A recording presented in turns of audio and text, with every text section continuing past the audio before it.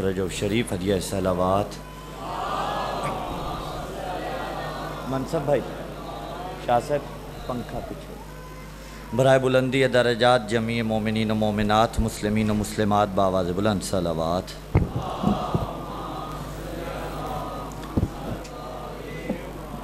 اعوذ باللہ السمیع العلیم من الشیطان اللعین الرجیم بسم اللہ الرحمن الرحیم الحمدللہ رب العالمین والصلاة والسلام علی حبیبنا و حبیب الہ العالمین ابی القاسم محمد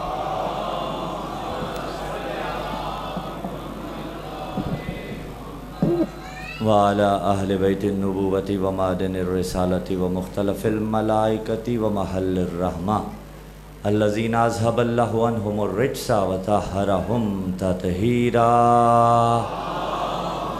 صلی اللہ علیہ وسلم ولعنۃ اللہ علی جمیع اعدائہم من یوم انعقاد نطفتہم الی قیام یوم الدین اما بعد قال اللہ تبارک و تعالی فی کتاب اللہ الناطق والقرآن الصادق والنور الساطع بسم اللہ الرحمن الرحیم والنجم اذا ہوا ما ضل صاحبکم وما غوا وما ينطق عن الهوى ان هو الا وحی یوحی صدق اللہ العلی العظیم اللہم صلی علی امیر المؤمنین وارث النبیین کامل الملحدین یاسوب المسلمین نور المجاہدین زین العابدین تاج البقائین اصبر الصابرین افضل القائمین قاتل الناکسین والقاسطین والمارکین فاتح البدر والاحد والخیبر والخندق الذی هو عین اللہ وجہ اللہ جنب اللہ لسان اللہ ید اللہ الذی قیل فی شانہ النظر الی وجہ علی عبادہ حب علی عبادہ ذکر علی عبادہ علی عظمت امیر المومنین ہدیہ صلوات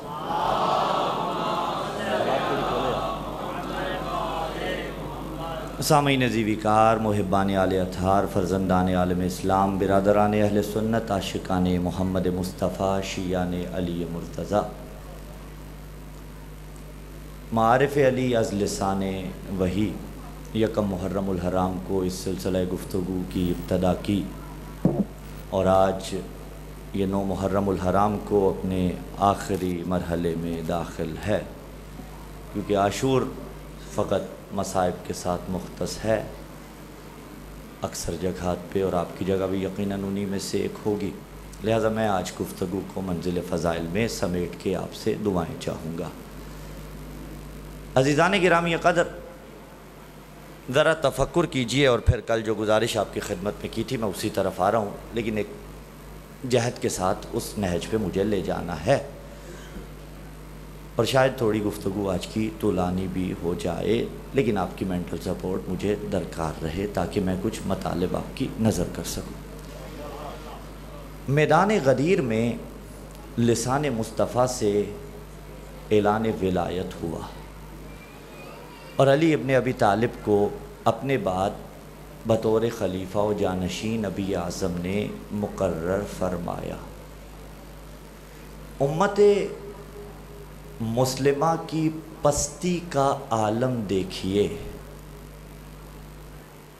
کہ سن 60 ہجری میں اگرچہ یہ جو پیچھے کے 50 سال ہیں ہوا ان میں بھی کچھ اچھا نہیں آپ اس حقیقت سے آشنا ہیں اور پستی امت مسلمہ دیکھیے کہ سن 60 ہجری میں یزید ابن معاویہ ابن ابی سفیان بے شمار حسین ابن علی ابن ابی طالب علیہم السلام سے بیعت طلب کر رہا ہے اور اس کا بیعت طلب کرنا حسین سے ایسا ہی تھا یعنی یزید کا حسین سے بیعت طلب کرنا ایسا ہی تھا جیسے ابو لہب محمد سے بیعت کا مطالبہ کر لے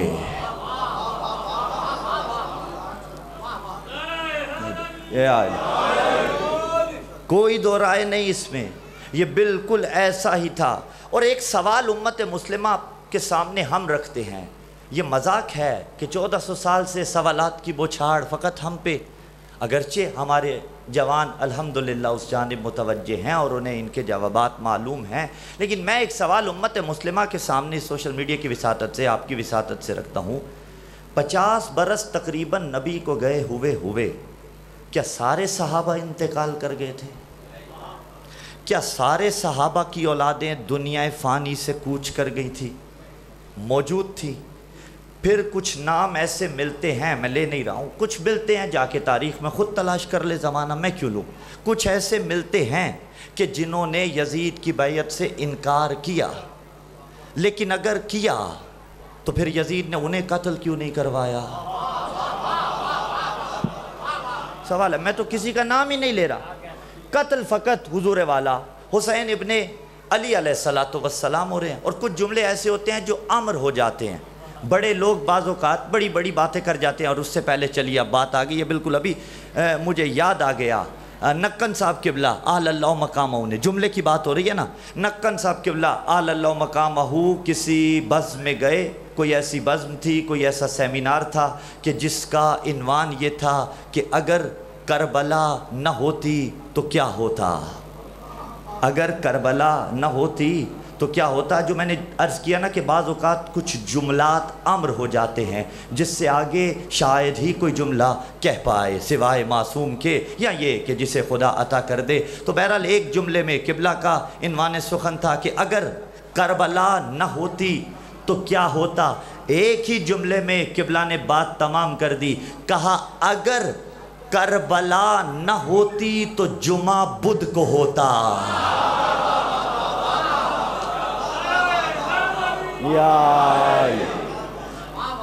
یعنی جی آپ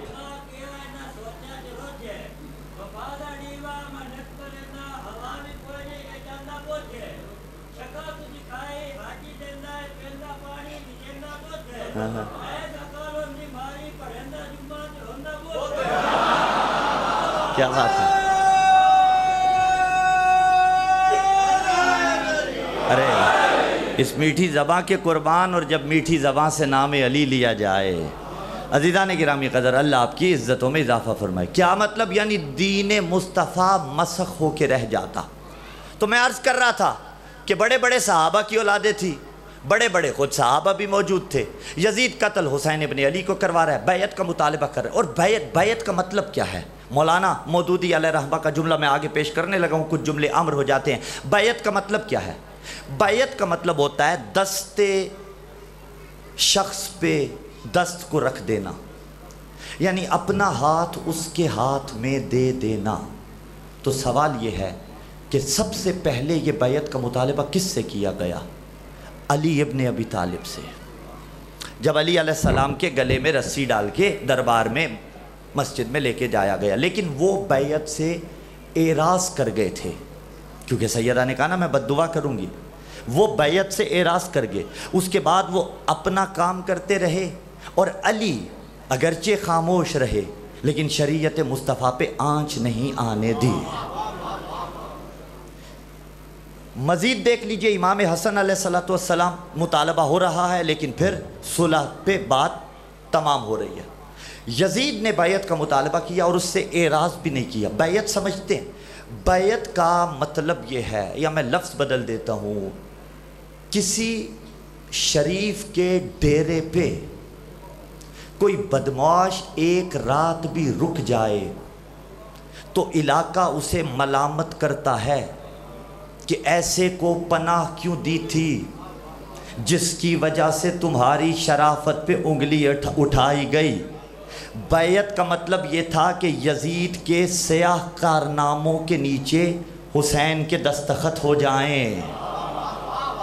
وہ فاسق و فاجر ہے، وہ شرابی ہے، اور یہ میں نے نہیں، حسین ابن علی نے کہا۔ مولانا مودودی کا جملہ پیش کروں اور بات کو آگے بڑھاؤں۔ مولانا مودودی علیہ الرحمہ، جب ان سے کسی نے پوچھا نا کہ جب سن 60 ہجری میں، اور یہ بھی جملہ غلط ہے کہ 60 ہجری میں ایک دم سے یزید کی سب نے بیعت کر لی، نا، تاریخ تلاش کیجئے کہ کس نے اس بیعت لینے کی بنیاد ڈالی تھی اور صلح حسن کی مخالفت کی تھی، اس شرائط کی مخالفت کی۔ تو بہرحال مولانا مودودی علیہ رحمہ سے جب کسی نے کہا کہ جب سن 60 ہجری میں سب نے یزید ابن معاویہ کی بیعت کر لی تھی تو حسین ابن علی نے کیوں نہیں کی تھی؟ مولانا نے کہا تمہارا سوال غلط ہے، سوال بدلو کہ جب حسین نے بیعت نہیں کی تھی پھر سب نے کس واسطے کی تھی؟ جب حسین نے نہیں کی، اور کیا کہہ کہ حسین نے رد کیا؟ حسین نے برسر دربار جب ولید نے کہا نا وہ بیعت مانگتا ہے، حسین نے کہا اِنَّا اہل بیت النبوتی و معدن الرسالتی و مختلف الملائکتی و محل الرحمہ بنا فتح اللہ و بنا ختم اللہ۔ فرمایا ہم اہل بیت النبوہ ہیں، ہم معدن الرسالہ ہیں، ہم وہ ہیں جن کے گھر پہ جبرائیل آتا ہے، ہم وہ ہیں جن پہ رحمتیں اترتی ہیں۔ اللہ نے ابتدائے ولایت بھی ہم سے کی، 12واں بھی ہم ہی سے آئے گا۔ اور یزید کہا یزید رجل فاسق، یزید ہے فاسق، فاسق جو جان بوجھ کے واجب کو چھوڑے،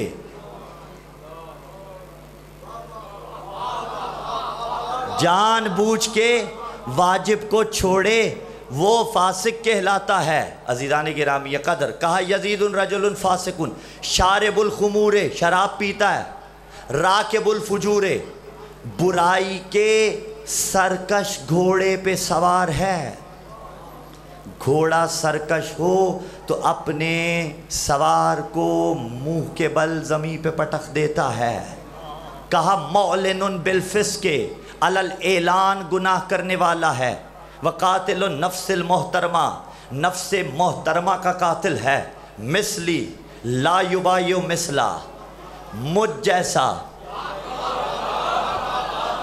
اس جیسے کی بیعت نہیں کر سکتا۔ اور میں آن دا ریکارڈ جملہ کہہ رہا ہوں، پاکستان اس بات کو کہتے رہتا ہوں، مجھ جیسا کون ہے اس دور میں حسین جیسا؟ کون ہے جو اس دور میں حسین جیسا ہے؟ یاد رکھیے گا اس لباس روحانی کے ساتھ مکتب کی ترجمانی کرتے ہوئے از حیثیت طفل مکتب ممبر کی بلندی سے ادنا طالب علم ہونے کی حیثیت سے عزاداروں کے قدموں کی خاک ہونے کی حیثیت سے یہ جملہ پیش کر رہا ہوں، اس دور کا حسین ہے، اس دور کا حسین ہے، اس دور کا حسین ہے، مگر فقط ایک ہے اور وہ ہے جو پردہ غیبت میں موجود ہے۔ اس کے سوا نہ کوئی حسین ہے، نہ اس کے سوا کربلا ہے۔ ہاں لیکن جہاں بھی ظلم ہو رہا ہے وہ کربلا تو نہیں ہے، لیکن کربلا نے اس ظالم کی مخالفت کا درس دیا ہے، اس مظلوم کی حمایت کا کربلا نے درس دیا ہے۔ مثلی مجھ جیسا، حسین جیسا ہر دور میں رہا ہے۔ کون رہا ہے؟ جو نسل حسین سے رہا ہے۔ یزید جیسے ہر دور میں رہے کہ جو علی الاعلان گناہ کرتے ہیں، جو فاسق و فاجر ہیں، جنہیں سید الشہداء کا ذکر اچھا نہیں لگتا۔ غلام محمد قاصر کا تفاوت پڑھیں اور بات کو اختصار کریں۔ کہا یزید نقشہ جور و جفا بناتا ہے، حسین اس میں خط کربلا بناتا ہے۔ یزید کاخ کثافت کی ڈولتی بنیاد، حسین حسن کی حیرت سرا بناتا ہے۔ یزید تیز ہواؤں سے جوڑ توڑ میں گم، حسین سر پہ بہن کے ردا بناتا ہے۔ یزید لکھتا ہے تاریکیوں کو خط دن بھر، حسین شام سے پہلے دیا بناتا ہے۔ اور یزید آج بھی بنتے ہیں لوگ کوشش سے، حسین خود نہیں بنتا، خدا بناتا۔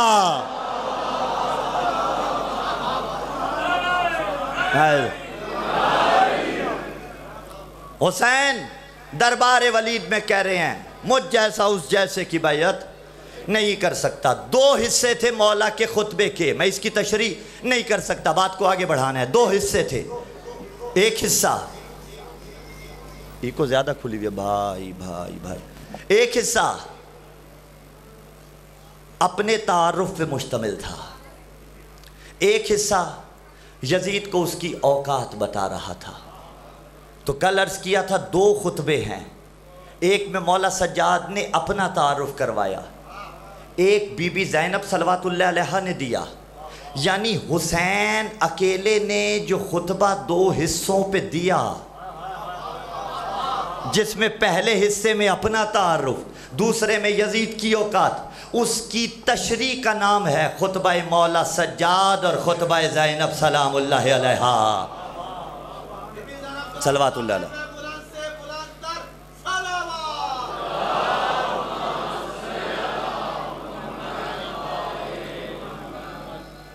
مولا سجاد کا خطبہ اور بی بی کا خطبہ۔ کون کہتا ہے عورت جنگ نہیں کر سکتی؟ عورت جنگ کر سکتی ہے لیکن تلوار کی جنگ نہیں۔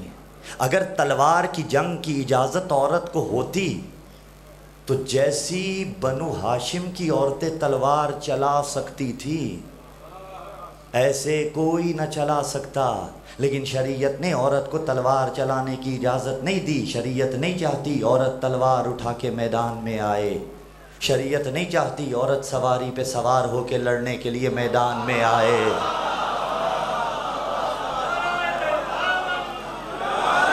ہاں، شریعت نے عورت سے یہ تلوار کی جنگ ساکت کی ہے۔ لیکن ماں و بہنوں کے لیے جملہ کہوں اس انداز میں یاد رکھیے گا، اس دور میں بھی بی بی کی کنیز جنگ کر سکتی ہے۔ جو اپنی چادر کی دھار سے زمانے کی پرآشوبی کو کاٹ دے اسے کنیز زینب کہا جاتا ہے۔ آباد رہی، جو پردے سے پرآشوبی زمانہ کو کاٹ دے اسے کنیز ثانی زہرا کہا جاتا ہے۔ بی بی کا خطبہ آنکھوں پہ ضبط رکھیے گا، میں اس میں سے اقتباس کروں گا جو عین تبرہ پر مشتمل ہے۔ بی بی کا خطبہ پہلے ہے، مولا سجاد کا خطبہ بعد میں ہے۔ اللہ اکبر۔ اور شاید میں نے جملہ عرض کیا تھا کہ منصوص من اللہ معصوم تو 14 ہیں، 14 ہیں جن کی عصمت پر نص ہے، جو منصوص من اللہ ہیں، جو عصمت کبریٰ کے درجے پہ فائز ہیں۔ لیکن جو ان 14 کے نقش قدم پہ چل چل کے معصوم بن جائے اسے زینب و عباس کہا جاتا ہے۔ اسے علم عقائد میں تالی تلو معصوم کہا جاتا ہے کہ 14 کی عصمت کا دائرہ بڑا، ان کی عصمت کا دائرہ اس کی نسبت ان کے نقش قدم پہ چلتے چلتے چھوٹا ہے۔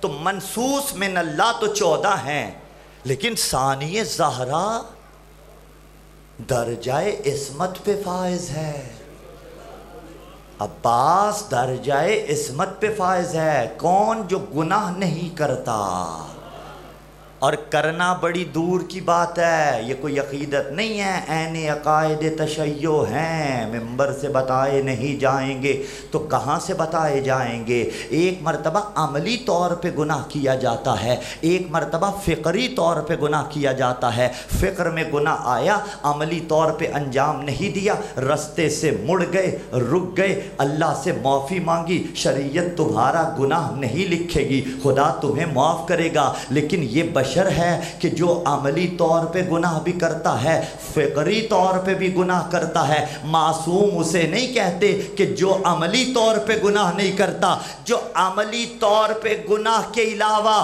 فکری طور پہ بھی گناہ نہ کرے اسے معصوم کہا جاتا ہے۔ جس کی سوچ پاک ہو، جس کی سوچ طیب و طاہر ہو۔ تو بی بی کا خطبہ مقدم ہے مولا کے خطبے پر۔ ہوا کیا؟ دربار میں یزید لعین لعنت اللہ علیہ وعلی اعدادہم وہ کہہ رہا تھا لا خبر جا فلا وحی نزل، نہ کوئی خبر آئی نہ کوئی وحی آئی۔ وہ کہہ رہا تھا لاہبت بنو ہاشم بالملک، علیاذ باللہ بنو ہاشم نے ڈھونگ رچا رکھا ہے۔ بھائی بہت خراب ہے، یقین جانیے، میری عادت نہیں ہے ساؤنڈ والے سے الجھنا جھگڑنا، لیکن بالکل 8 دن اللہم صلی علی محمد۔ کل بالکل ٹھیک چلے تھے، اب اگر اسی سیٹنگ پہ، ہاں جی کل بالکل ٹھیک، جی آج کچھ کم ہے، ہاں یہ زیادتی ہے نا، ایسے نہیں کرتے نا چندہ۔ صلوات پڑھی محمد و آل محمد کی بات۔ کل ڈبل تھا تو زیادتی ہے نا آغا، آج بھی لگانا تھا نا بس۔ اب میں کیا کروں، اب نہ پڑھوں تو بعد میں آپ اعتراض کریں گے۔ عزیزان گرامی قدر بڑا مشکل ہو جاتا ہے نا۔ 9-10 میں تو پہلے بھی 2-3 دن پہلے کہا تھا، خطیب اس مرحلے میں داخل ہوتا ہے کہ جہاں اسے دواؤں کی بھی ضرورت ہوتی ہے، دعاؤں کی بھی ضرورت ہوتی ہے۔ اب میرے لیے بڑا مشکل مرحلہ آ گیا، لیکن میں آپ سے وعدہ نبھاؤں گا، وعدہ خلافی نہیں ہوگی انشاءاللہ العزیز۔ بی بی وارث ہے، مولا وارث ہے۔ بی بی نے دربار میں لہجہ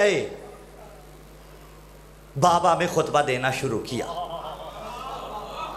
اور بی بی نے پڑھا بسم اللہ الرحمن الرحیم۔ ثم قامت زینب بنت علی ابن ابی طالب فقالت الحمدللہ رب العالمین وصلی اللہ علی رسولہ وآلہ اجمعین صدق اللہ سبحانہ یقول کذالک صدق اللہ سبحانہ کذالک یقول ثم کان عاقبۃ الذین اساءوا السوء کذبوا بآیات اللہ وکانوا بہا یستہزئون اظننت یا یزید حیث اخذت علینا اقطار الارض وافاق السماء فاصبحنا نساق کما تساق الاسارى ان بنا هوانا علیہ وبک علیہ کرامۃ وان ذلک لیس من خطرک عنده فشمخت بانفک نظرت فی اطفک جزلان مسرورا حیث رأیت الدنیا لک مستوسقتا والامور متسقتا وحین صفا لک ملکنا وسلطاننا فمہلا مہلا نسیت قول اللہ تعالی ولا یحسبن الذین کفروا انما نملی لهم خیر لانفسهم انما نملی لهم لیزدادوا اثما ولهم عذاب مہین امن العدل یبنت لک تخدیرک حرائرک واماک وسوکک بنات رسول اللہ صلی اللہ علیہ وآلہ وسلم سبایا قد ہتکت ستورہن وابدیت وجوہہن لیس معہن من رجالہن ولی وکیف یرتجى مراقبتو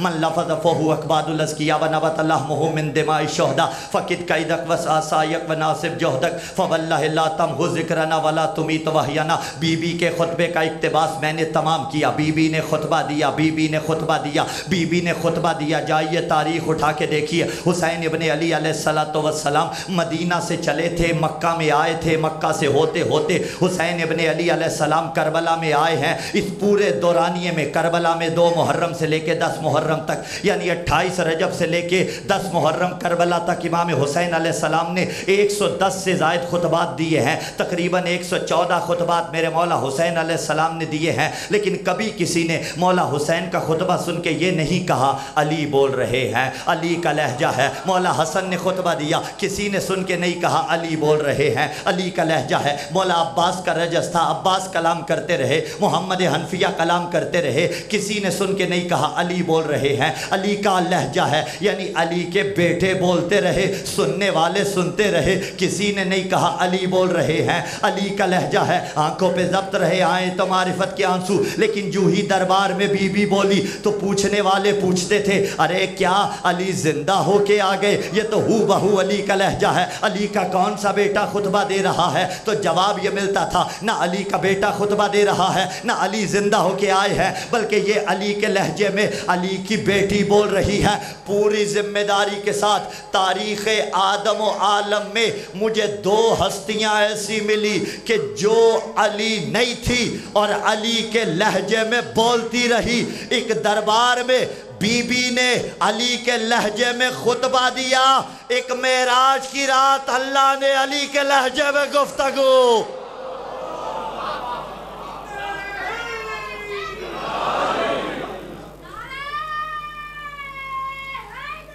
یار ایک گفتگو اللہ نے لغت علی ابن ابی طالب میں فرمائی، اور یہ علم کلام کی بحث ہے۔ اللہ متکلم ہے، اللہ بولتا ہے، لیکن زبان کے ذریعے نہیں۔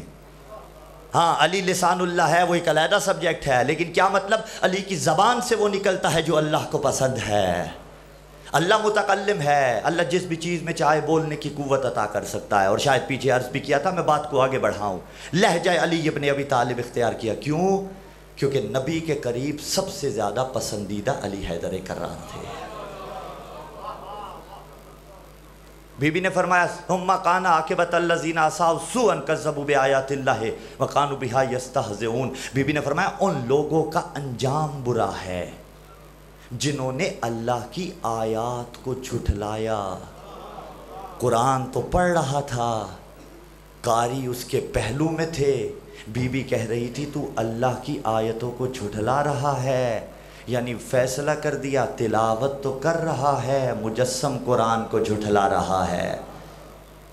بی نے فرمایا ظننت یا یزید حیث اخذت علینا اقطار الارض وآفاق السماء فحسبانا نساک کما تساک الاسارا ان بنا ہوانا علیہ وبک علیہ کرامتا وان ذلک لعظم خطرک عنده فشمخت بانفک ونظرت فی اطفک جزلان مسرورا حیث رأیت الدنیا لک مستوسکتا والامور متسکتا وحین صفا لک ملکنا وسلطاننا فمحلا محلا انسیت قول اللہ تعالی ولا یحسبن الذین کفروا۔ بی نے کہا کیا تو سمجھتا ہے تو نے زمین و آسمان کو ہم پہ تنگ کر دیا؟ الیاذ باللہ، تو جیت گیا ہم ہار گئے، تو جیت گیا ہم ہار گئے، ہمیں قیدی بنا لیا۔ بی بی نے کہا کیا تو نے قرآن نہیں پڑھا؟ وَلَا يَحْسَبَنَّ الَّذِينَ كَفَرُوا۔ بی بی نے وہ آیت پڑھی جو کافروں سے متعلق تھی، جو کافروں سے متعلق تھی۔ سامنے تھا یزید، بی بی آیت پڑھ رہی ہیں کافروں والی، اور پڑھ کے یہ فیصلہ کر رہی ہیں کہ 1400 سال گزریں گے، بڑے بڑے ایسے آئیں گے جن کا روحانی باپ یزید ہوگا، جن کا روحانی باپ یزید ہوگا۔ میں یزید کے ان بیٹوں کو بھی پیغام دیتی ہوں، اسے بھی پیغام دے رہی ہوں بھرے دربار میں کافروں والی آیت پڑھ کے کہ اے یزید تو آج بھی کافر ہے، قیامت تک کافر۔ یا علی، یزید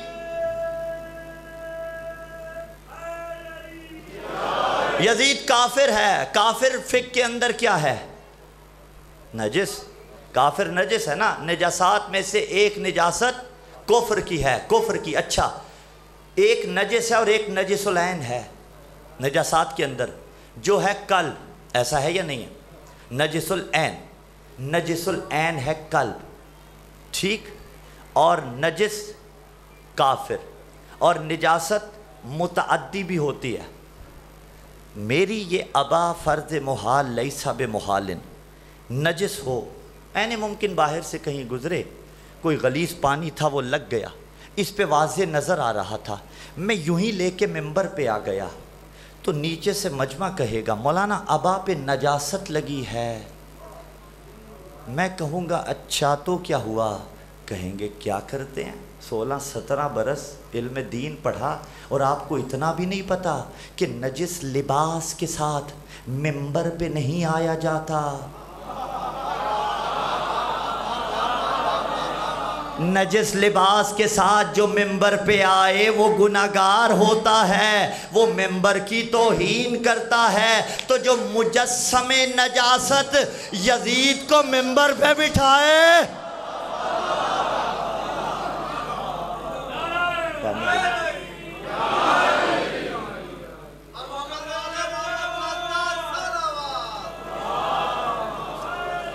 یاد تو نجس کافر، نجس العین قلب۔ نجس اور نجس العین میں ایک ہے ڈیفرنس، وہ آگے پیش کرتا ہوں۔ معصوم نے فرمایا نجس العین، معصوم نے فرمایا ان اللہ، چھٹے مولا فرما رہے ہیں لم یخلق خلقا نجسا من القلب، اللہ نے قلب سے زیادہ کسی چیز کو نجس خلق نہیں کیا۔ فَإِنَّ النَّاسِبَ لَنَا أَهْلَ الْبَيْتِ أَنْجَسُ مِنَ الْقَلْبِ، چھٹے مولا فرماتے ہیں اللہ نے قلب سے زیادہ کسی چیز کو نجس خلق نہیں کیا، اور وہ جو ہم آل محمد سے بغض رکھے قلب سے زیادہ نجس ہے۔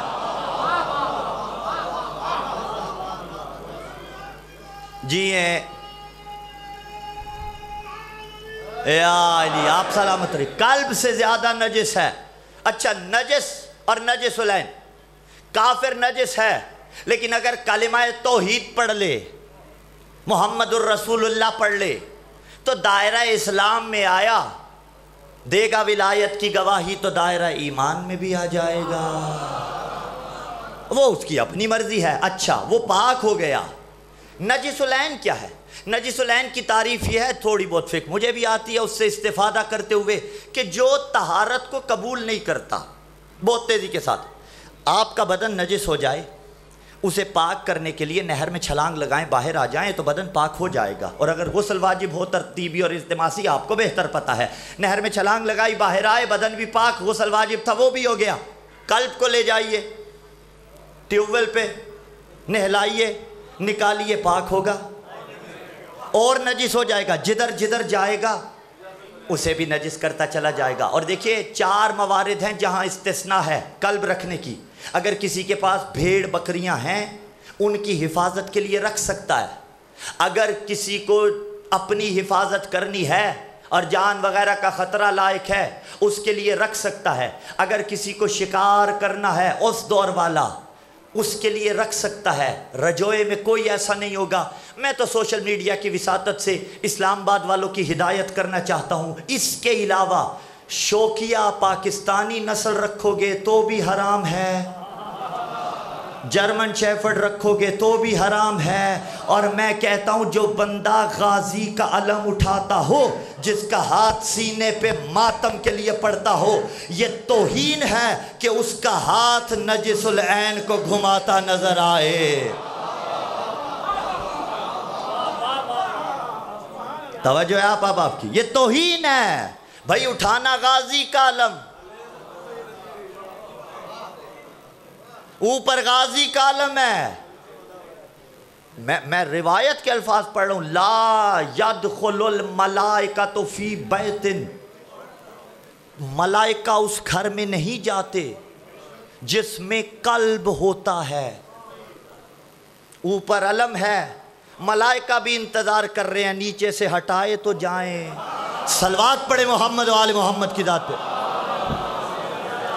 دستے ادب، سختی میرا مزاج ہی نہیں اور سختی ممبر کا مزاج ہی نہیں، سختی آل محمد کی تعلیم ہی نہیں۔ تفکر جوانوں کو، بزرگوں کے لیے ہمیشہ کہتا ہوں یہ باتیں کر کے شرمسار ہونے والی بات ہے کیونکہ بزرگوں کی تو سیرت پہ چلا جاتا ہے، لیکن جوانوں کے لیے اگر کوئی عمر میں مجھ سے چھوٹا ہو تو ان بچوں کے لیے، ان عزیزان ذیوکار کے لیے، تو انجس من القلب، جدھر جدھر گیا اس مقام کو نجس کرتا چلا گیا۔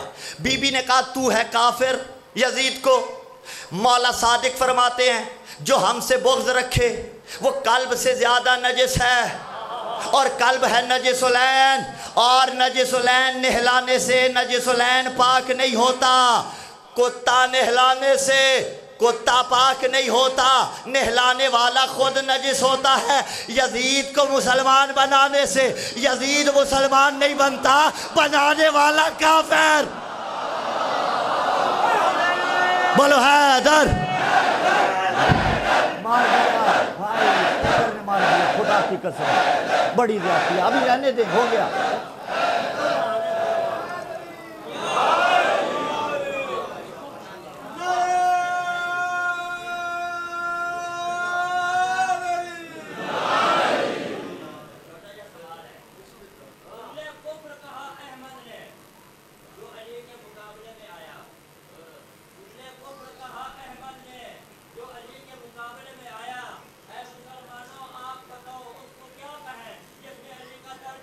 واہ واہ، آپ سلامت رہیے۔ عزیزان ذیوکار، لا شک فی کہ در امیر المومنین در رسول اللہ جلانے کے مترادف ہے۔ توجہ رکھیے گا آپ احباب ذیوکار۔ بی بی نے کہا امن العدل یبن الطلقاء، بس 3 اقتباسات کا ترجمہ اور منزل مصائب کی جانب پھر بڑھ جاؤں گا۔ امن العدل یبن الطلقاء، تاریخ میں چلیے، طلقاء کا ٹائٹل فتح مکہ ہوئی، بڑے بڑے پروفیشنل بھکاری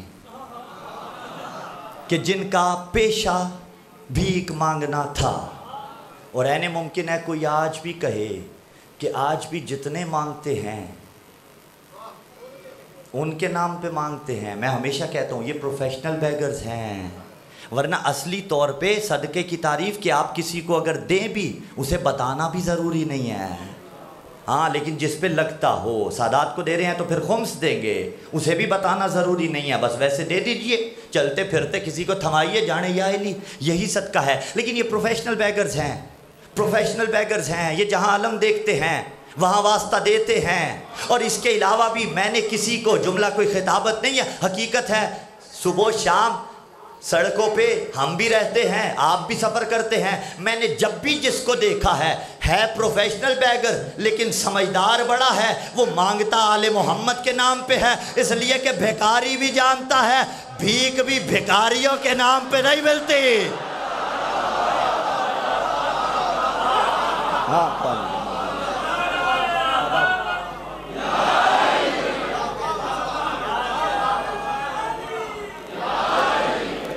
آباد رہی. ہاں نظریں توجہ آپ کی عزیزان زیویکار. تو اب بڑے بڑے پروفیشنل بھیکاری زندگی کا کاسا لے کے رسول کے سامنے آئے اور زندگی کی بھیک مانگی. نبی نے کہا جاؤ بخش دیا. لیکن ساتھ ایک جملہ کہا اذهبوا انتم الطلقاء، جاؤ تم ہو طلقاء. طلقہ یطلق سے طلقہ نکلا. طلاق بھی اسی سے نکلا. طلاق میں کیا ہوتا ہے؟ صیغہ طلاق جاری کیا جائے. کورٹ کی ڈائیورس ہمارے نزدیک ایکسیپٹیبل نہیں ہوتی نا. صیغہ طلاق جاری کیا جاتا ہے. دو عادل گواہوں کی موجودگی میں ہوتا کیا ہے؟ جو دو قریب ہوتے ہیں دور ہو جاتے ہیں. نبی نے کہا جاؤ تمہیں طلاق ہے، یعنی تم میں ہم میں دوری ہے. تو مولانا جھگڑا کس چیز کا ہے؟ جنہیں نبی نے دور کیا میں ان کے ذکر کو اٹھا کے ممبر پہ کیسے لاؤں؟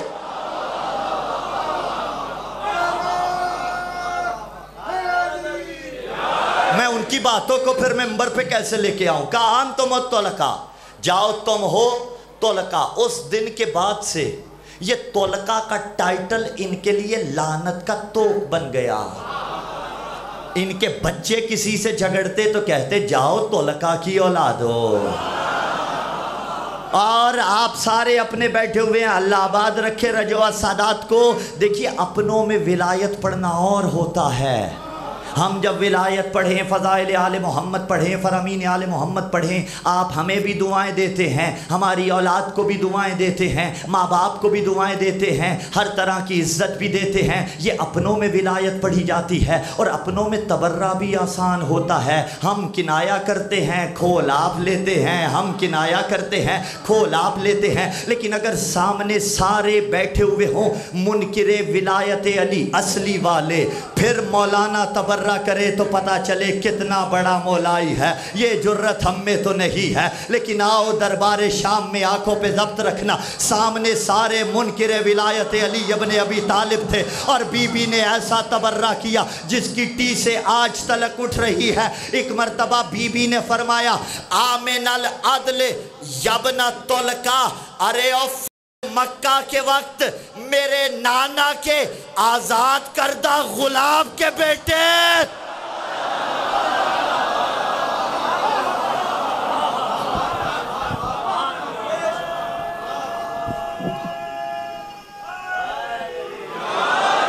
بڑی تیزی کے ساتھ اگلے جملے کا ترجمہ فرمایا کیف یرتجا. مراقبہ تو دیکھو اتحاد کے لیے ہماری جان بھی حاضر ہے، لیکن اگر اس نام پہ اتحاد ہو جو آل محمد کے حقیقی دشمن ہیں تو پھر سینہ حاضر ہے، گولی کے لیے حاضر ہے. فرمایا کیف یرتجا مراقبۃ من لفظ فہو اکباد الازکیہ. فرمایا مجھے اس سے بھلائی کی توقع ہی نہیں ہے جس کی دادی نے حمزہ کا کلیجہ چبایا.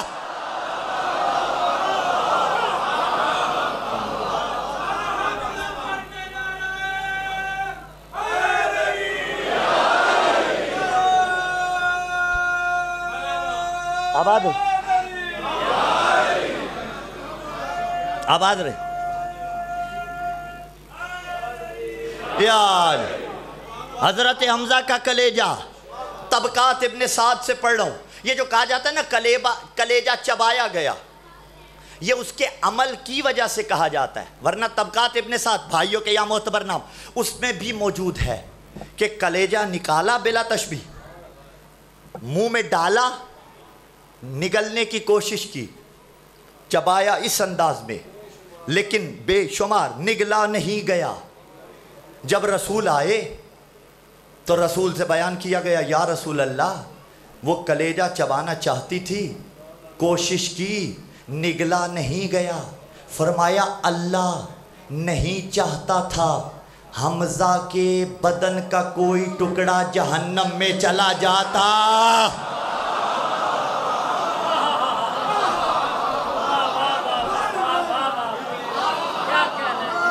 آباد کھڑے ہوئے صاحبان یار.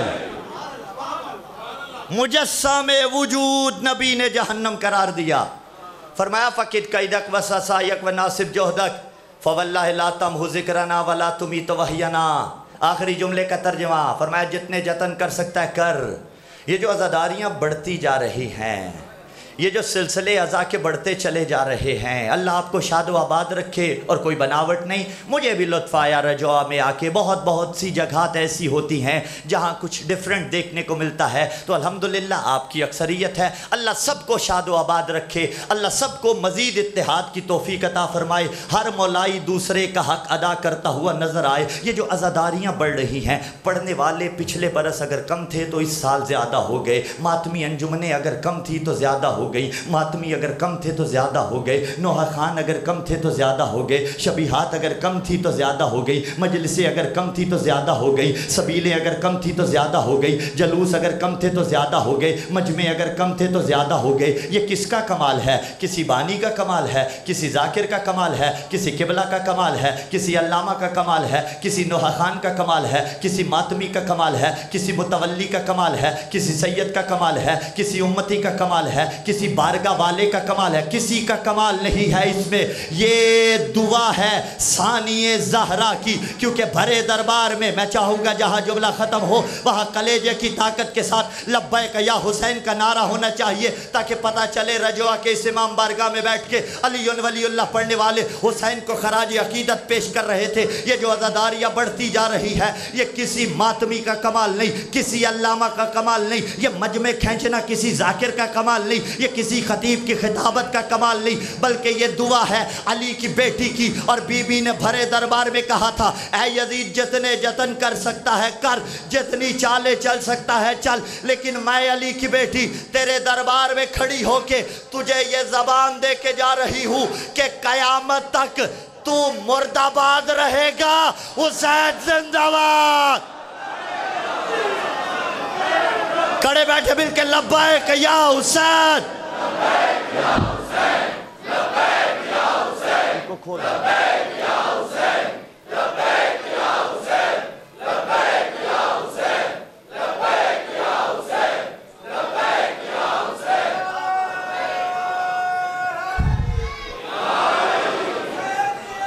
زندہ باد، مرد آباد،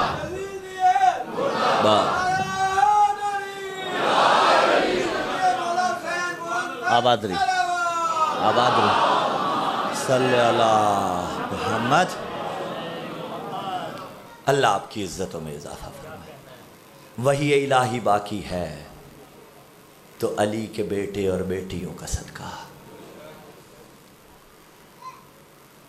آپ کے یہاں آج اپنی روایت کے تحت شہزادہ علی اصغر کی برآمدی ہے، گہوارہ شہزادہ۔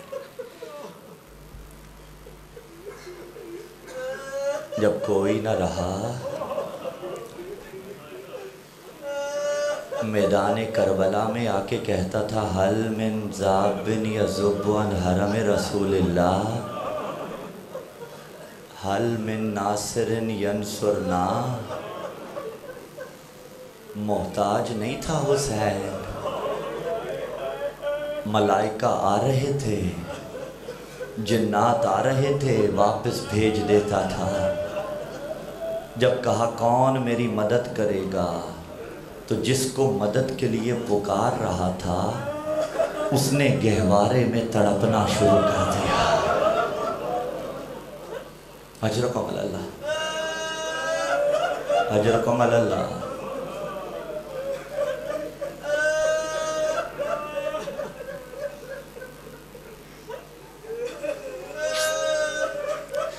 اس نے گہوارے میں تڑپنا شروع کیا۔ حسین خیام میں آئے ہیں، بیویوں کو چپ کروایا۔ اصغر چپ نہیں کرتا تھا، گویا اپنی زبان سے کہہ رہا تھا، بابا بابا تو مدد کے لیے پکار رہا ہے، بھیا اکبر نہ رہا تو کیا ہوا؟ بابا مجھے میدان میں لے جا، میں اکبر بن کے لڑنے کے لیے تیار ہوں۔ اجرکم اللہ۔ حسین نے علی اصغر کو تیار کروایا، میدان میں لے کے آئے ہیں بلا تشبیہ، 40-50 ڈگری ٹیمپریچر ہوتا ہے، اس گرمی میں اگر آپ کو اپنے بچے کو باہر لے جانا ہو 6 ماہ کا ہو سوائے جلوسوں کے، یہ تو اصغر کا صدقہ ہے نا، اگر لے جانا ہو کوشش ہوتی ہے ایسے لے جاؤں کپڑا اس کے چہرے پہ ڈال دوں، اسے گرمی نہ لگے اپنے کلیجے سے لگائے رکھو۔ بلا تشبیہ حسین میدان میں آئے ہیں، کربلا کی تپتی دھوپ تھی، فرفع بیدہ، اپنے ہاتھوں پہ اصغر اٹھا کے فوج اشقیاء سے کہتا تھا حل انا المذنب ام ھذا الرضی، اگر تمہارے نزدیک قصور ہے تو میرا قصور ہے، میرا اصغر بے گناہ ہے۔ اجرکم اللہ، اجرکم اللہ، میرے اصغر کو ایک بوند پانی کی پلاؤ۔ عزادارو، آپ کے یہاں سبیلیں بھی ہیں، اور اگر سبیل پہ کوئی قافلہ آئے اس میں چھوٹے چھوٹے بچے بھی ہوں تو سبیل پہ کھڑے ہوئے خدمت گزار عزادار یہ کہتے ہیں سب سے پہلے بچے کو سبیل کراؤ۔ عزادارو، میں تو یوں ہی پڑھتا ہوں، عمر سعد لعین کہتا ہے حرملا، اصغر کو پانی کی سبیل تو کرا۔ اجرکم اللہ۔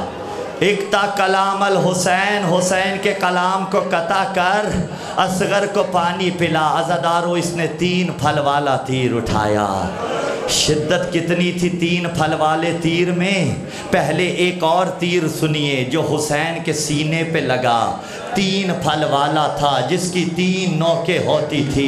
جب غریب کربلا کے سینے پہ لگا نا، میں نے روایت آنکھ سے پڑھی، حسین سامنے سے کھینچنا چاہتے ہیں، کھینچا نہیں، غریب کربلا نے پشت سے اس تیر کو نکالا، خون کا فوارہ جاری ہوا، اور رجوع والوں جس تیر نے حسین کے سینے پہ سوراخ کیا تھا، اللہ جانے اصغر کے گلے کا حال کیا کیا ہوگا۔ فَذُبِحَ الطِّفْلُ بِنَ الْأُذْنِ إِلَى الْأُذْنِ، اصغر ایک کان سے دوسرے کان تک کٹتا چلا گیا۔ اجرکم اللہ، اجرکم اللہ، اللہ بے اولادوں کو صاحب اولاد فرمائے۔ جانتے ہو یہ دعا کیوں دے رہا ہوں؟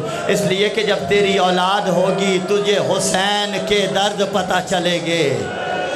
اس سرائکی کے ذاکرین ایک غالباً دوہڑا پڑھتے ہیں نا کہ سید نے کہا میں مرکز ہوں دنیا کے درمیان اولاد کے دردوں کا۔ وہ بالکل بجا ہے، جس کا اپنا چھوٹا بچہ ہو اسے پتہ چلتا ہے حسین کا درد۔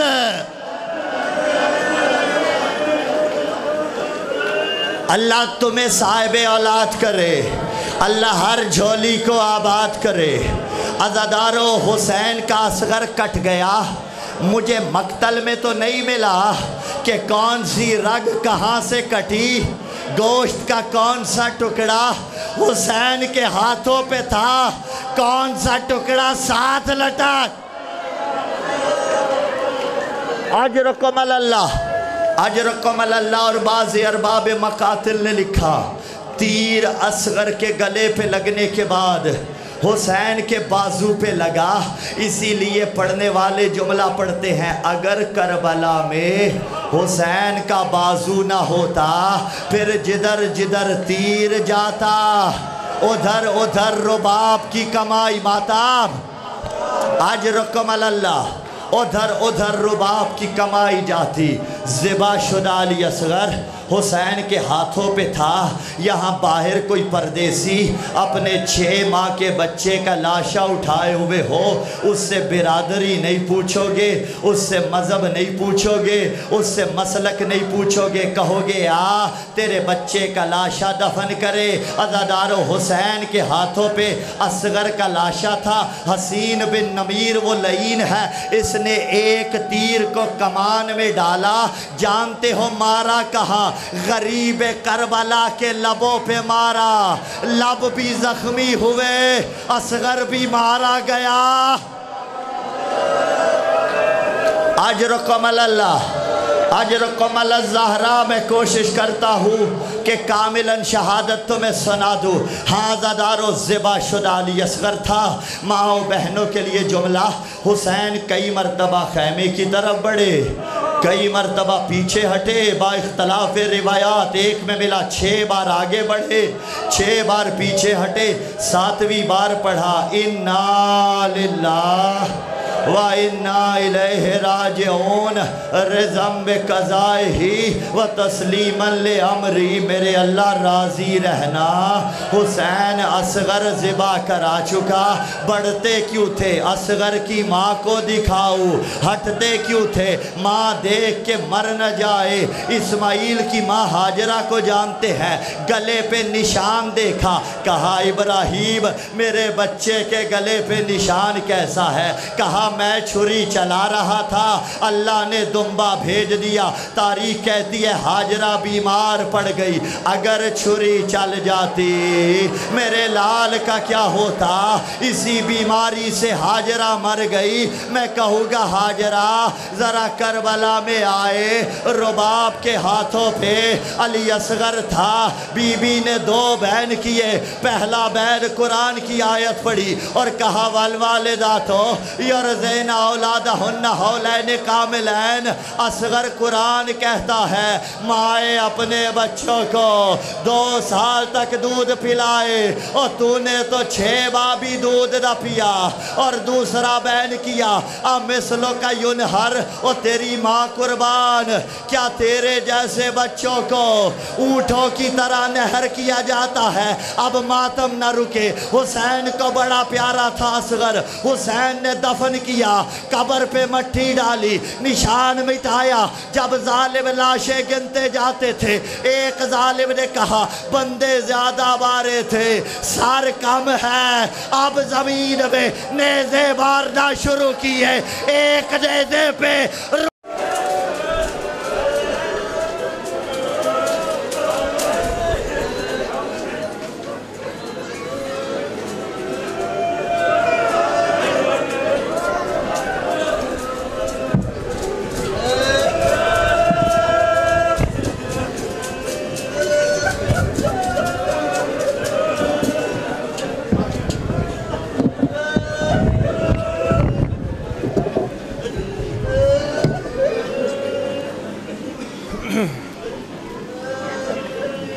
میرے اصغر میں تیری پیاس بجھاؤں کیسے؟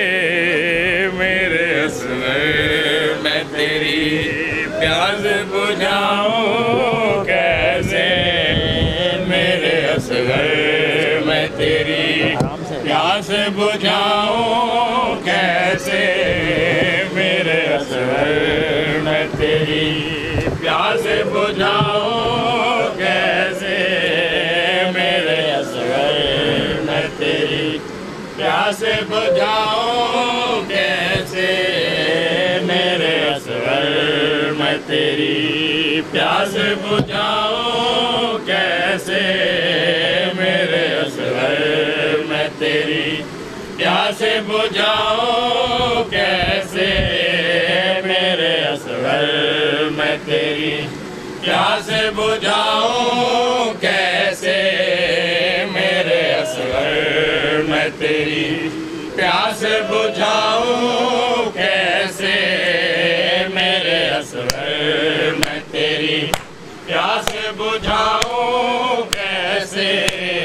میرے اصغر میں تیری پیاس بجھاؤں کیسے؟ میں علمدار کو دریا سے بلاؤں کیسے؟ میرے اصغر میں تیری پیاس بجھاؤں کیسے؟ میرے اصغر میں تیری پیاس بجھاؤں کیسے؟ میرے اصغر میں تیری پیاس بجھاؤں